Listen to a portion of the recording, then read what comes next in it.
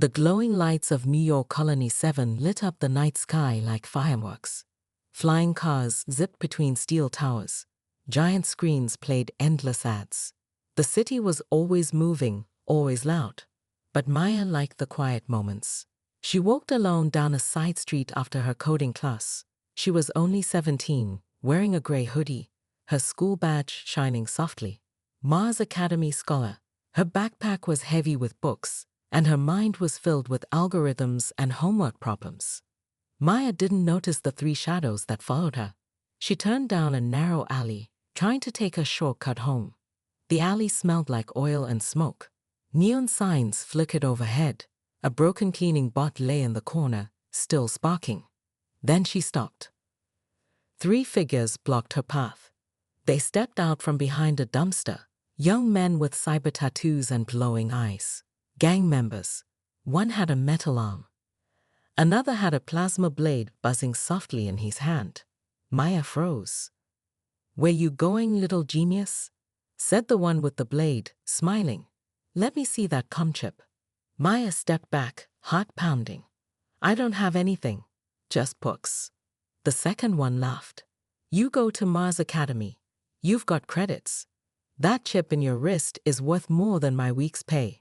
"I can't give you that," Maya said, trying to stay calm. "Please, just let me go." The one with the metal arm stepped forward. "Or what?" Maya turned to run. Too late. The metal arm grabbed her backpack and yanked her back hard. She fell to the ground, scraping her hands. Her books spilled across the floor. The first gang member knelt next to her, blade humming near her face. "You think you're better than us? Walking around with your shiny badge?" "I didn't do anything," Maya whispered. "Exactly," he said, grinning. "And no one's gonna care." High above them, on a nearby rooftop, a cloaked figure watched everything. He was still as a shadow, body wrapped in black. His face was hidden behind a dark visor. The wind tugged at his long coat. He zoomed in on the scene through his lens. Target lock, Maya Gray. Age 17. Mars Academy. Danger, level 6. His finger hovered over a hidden button on his wrist. But he waited. Back in the alley, Maya struggled to get up. One of the gangsters kicked her books aside and pulled her by the arm. "You rich kids think someone will save you? There's no heroes in this part of the city." She looked into his eyes. "You're making a mistake." The blade got closer. Then the streetlights above them flickered. Once, twice. Then everything went black. "Hey, what the hell?" the metal arm guy shouted, looking up. Suddenly, a sound came from the rooftop, a deep hum. Something moved fast through the air. A small dart hit the plasma blade. It exploded in a flash of light, making the gangsters stumble back. A second dart hit the wall behind them, emitting a high-pitched screech that made their cyber implants glitch. Sparks flew from their eyes. "What is that?" one shouted, holding his head. Then he landed. The cloaked figure dropped from the rooftop like a falling shadow. He moved too fast to see clearly, rolling across the ground and rising with a smooth motion. One of the gangsters tried to swing at him, but the figure caught his arm, twisted it, and dropped him with a single strike. The second one pulled out a gun, but the figure kicked it away and knocked him out cold with the handle of a hidden blade. The last one ran. Maya looked up, breath caught in her chest. The cloaked man walked over and stood between her and the unconscious gangsters. For a moment, she thought he would say something. But he didn't. He simply scanned her face. Then, without a word, he turned and walked back into the shadows. Maya sat on the ground, heart racing. Who was that? She picked up her backpack slowly, eyes still on the alley where the man had vanished. The lights flickered back on. Police drones flew past overhead, blind to everything that had just happened. Maya stood, bruised but safe. She didn't know it yet, but her quiet life had just ended. This was no random attack. Someone had sent those men, and someone else had saved her.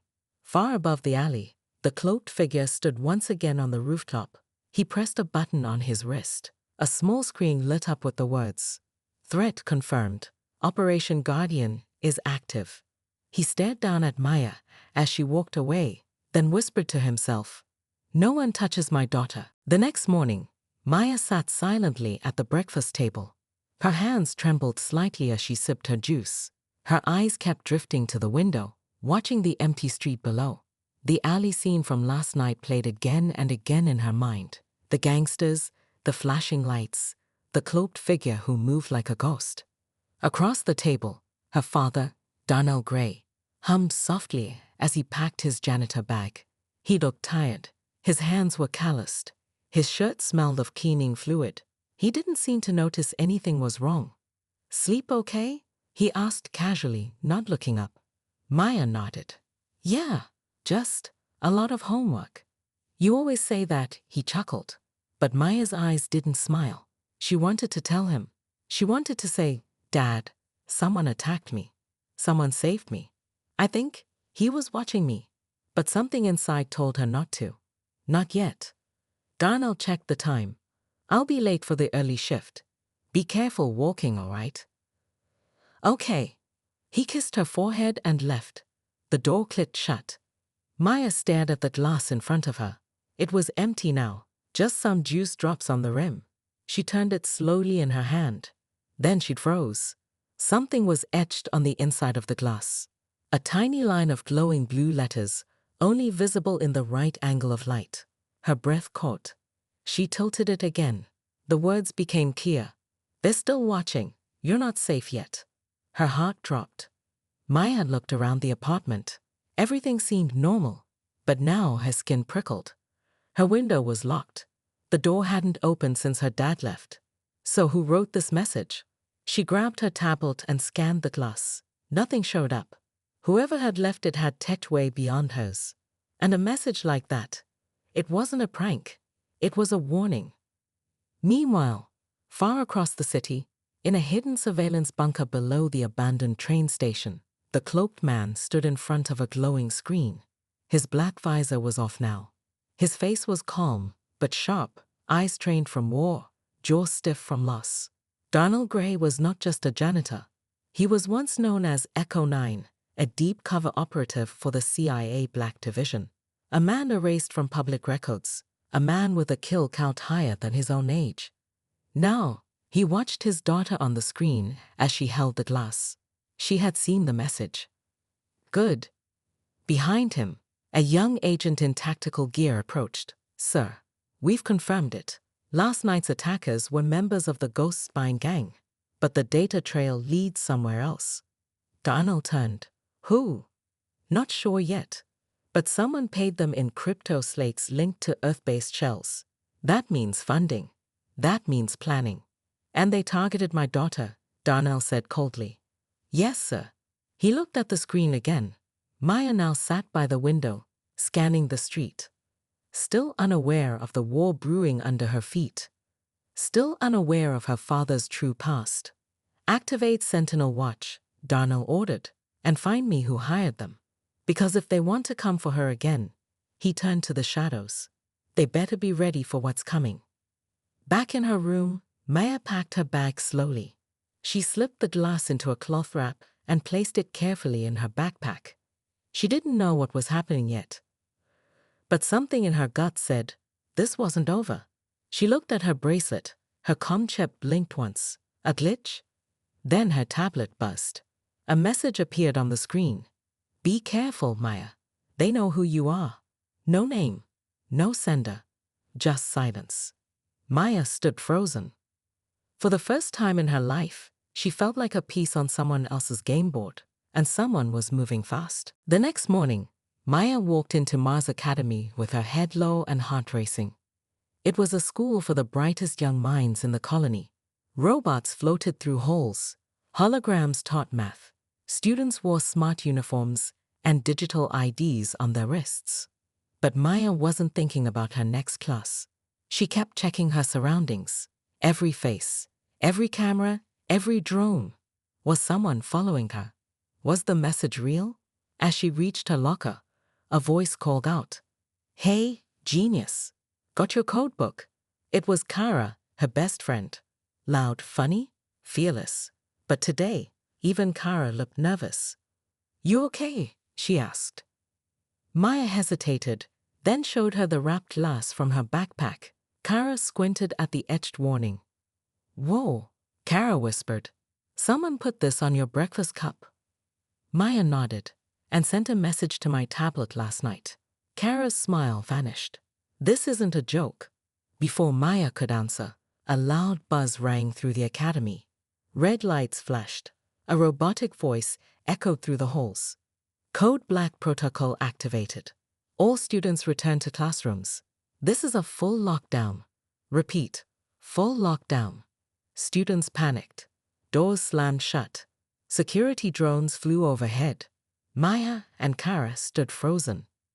Then, 4 armored guards stormed through the hallway, heading straight for them. Across the city, deep inside the old subway bunker, Donald Gray watched the chaos unfold on his screens. He didn't blink. Someone just triggered a lockdown at my daughter's school, he said, voice ice cold. The young agent beside him checked the feeds. They spoofed a threat alert using high-level academy codes. Only 5 people could do that. Then find them, Darnell snapped. He tapped a panel. A small drone launched from a hidden tunnel and zipped toward Mars Academy. Back at the school, Maya and Kara were pulled aside by the guards. Wait, we didn't do anything, Maya protested. One guard scanned her ID. Another opened her backpack. They pulled out the wrapped glass. Their eyes widened. What is this? The lead guard barked. Where did you get this? Maya tried to explain, but suddenly the lights cut out. A blackout. In a school that never lost power. Screams echoed in the distance. Lockdown sirens glitched. Then silence.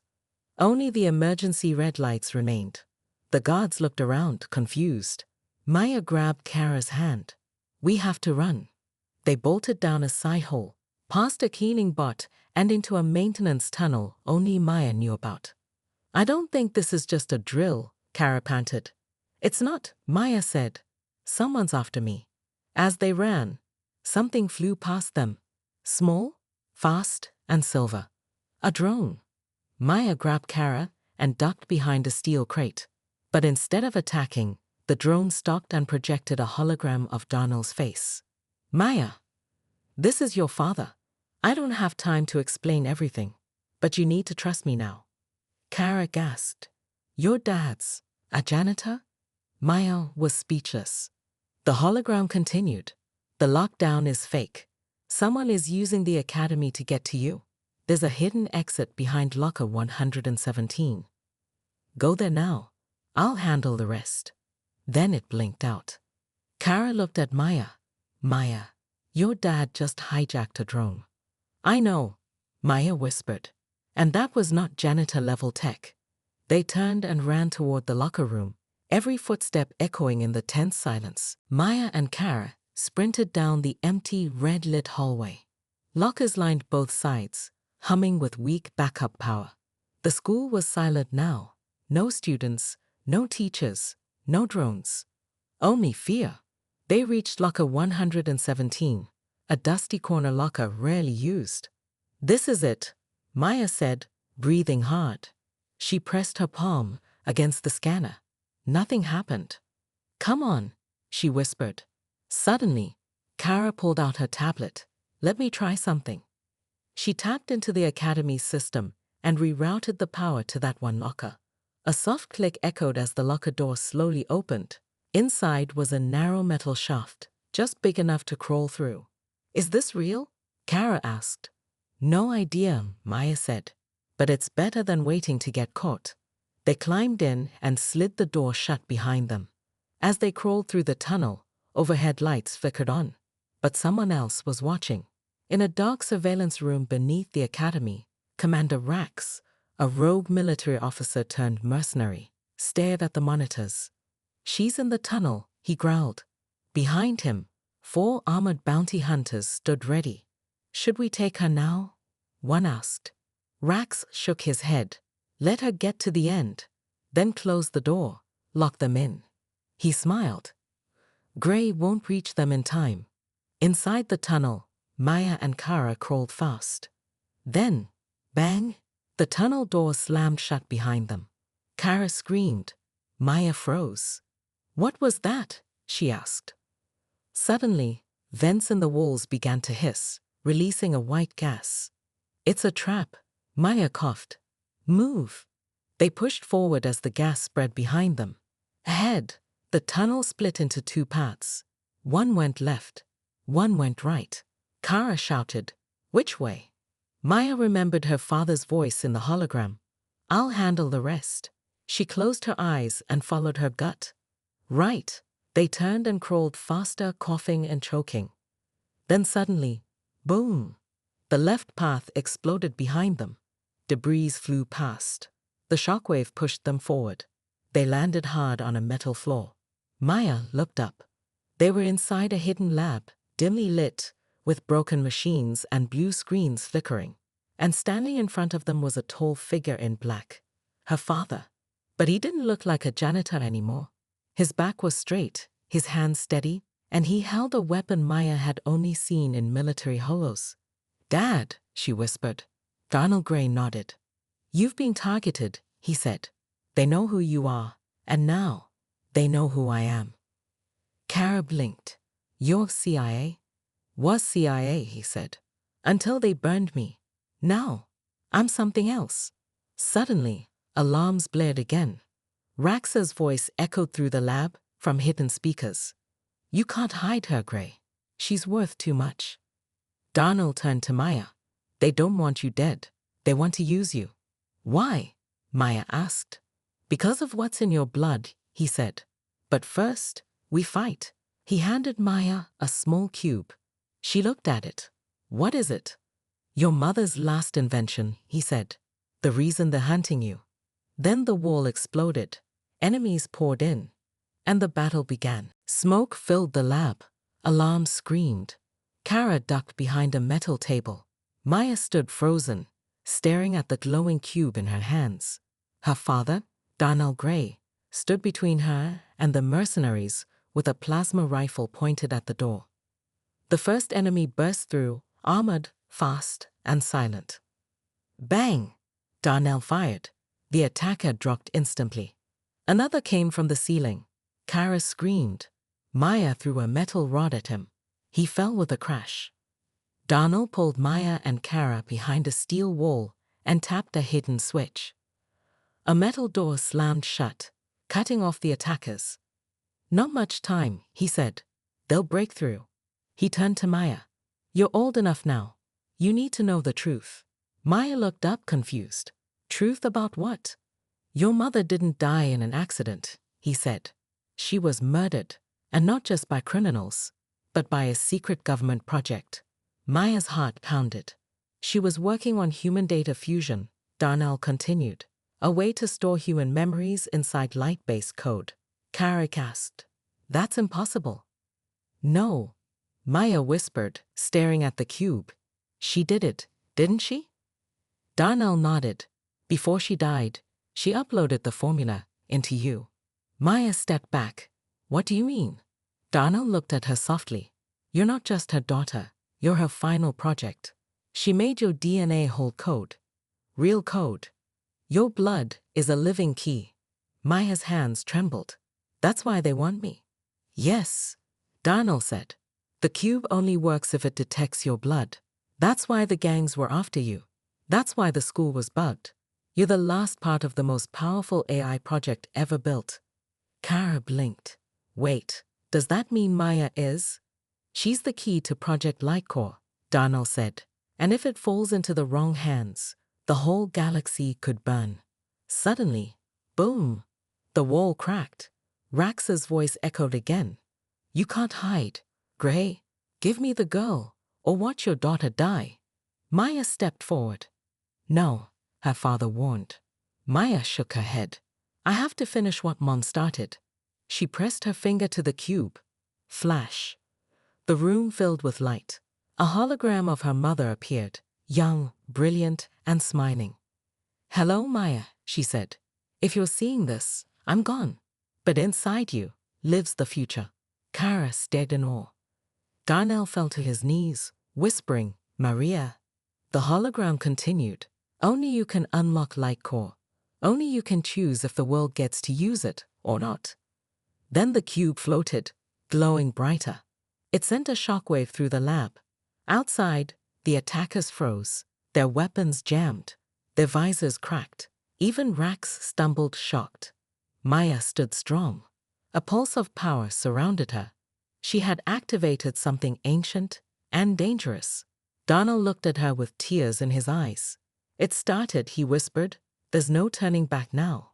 Maya looked toward the shattered wall, then let them come. The walls glowed with shifting light. The cube floated in front of Maya, spinning slowly.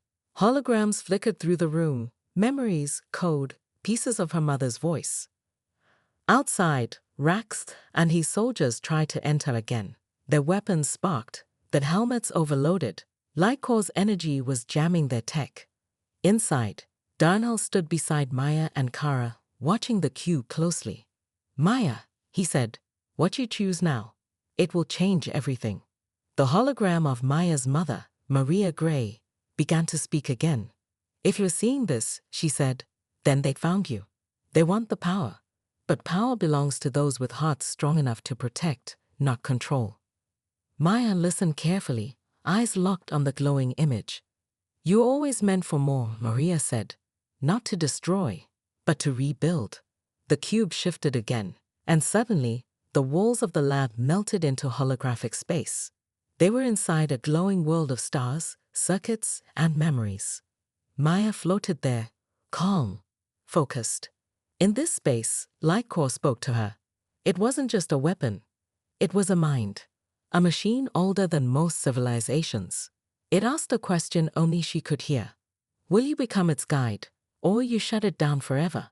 Maya's heart raced. Her mother had died protecting this. Her father had lived in hiding. And now, the choice was hers.